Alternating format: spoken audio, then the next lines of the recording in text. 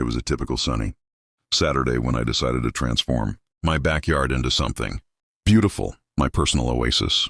I spent weeks planning the perfect DIY garden, choosing vibrant flowers, lush shrubs, and creating a cozy space that would be a peaceful retreat from the chaos of everyday life. I wanted a space that reflected my personality, a sanctuary where I could relax and unwind. I poured my heart into every detail, building flower beds, planting vegetables, and even installing a small decorative fountain. It was a labor of love, a project I was proud of. But I knew the HOA had strict rules about what was allowed in the community. I checked their guidelines, ensuring everything was within the permitted height, color, and style. I followed all the rules, or so I thought. One day, I received an official notice from the HOA.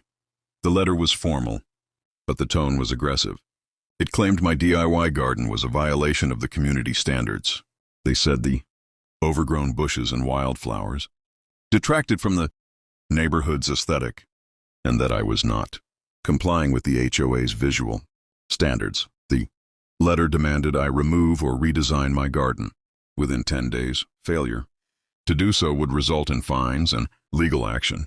I was stunned. I had followed every rule, checked permits, and designed my garden to blend with the neighborhood's charm. I couldn't believe that my personal project was suddenly a violation. It felt like a petty attack from someone who saw my garden as a threat. I immediately reviewed the HOA guidelines. They were vague, often unenforced, and open to interpretation. I had all my permits in order, and I knew I hadn't broken any rules. I responded politely, attaching photos of my garden, permits, and a copy of the HOA guidelines showing I was compliant. I emphasized that I'd put in effort, followed all regulations, and that her claims were unfounded. But I quickly learned that Karen, the HOA president, was not the type to back down. Her response was swift and aggressive. She posted on community forums, claiming my garden was an eyesore and accused me of illegally altering my yard. She even contacted the HOA board, demanding I be fined and threatened with legal action if I didn't comply. The harassment didn't stop. Karen's posts and emails grew more persistent. She started spreading rumors about my landscaping, claiming I was endangering property values and violating community standards. To justify her actions, it was clear she was using her influence to bully me into submission. I knew I had to act. I documented everything: photos, emails, permits, and her posts. I contacted a local attorney specializing in HOA disputes. The lawyer confirmed I was within my rights, and her claims were baseless.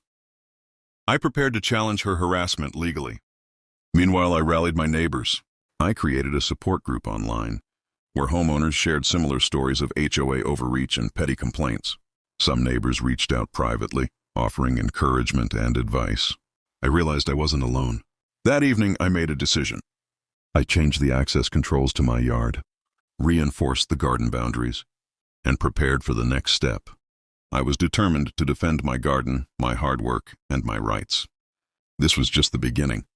Karen's petty claims were about to escalate, but I was ready.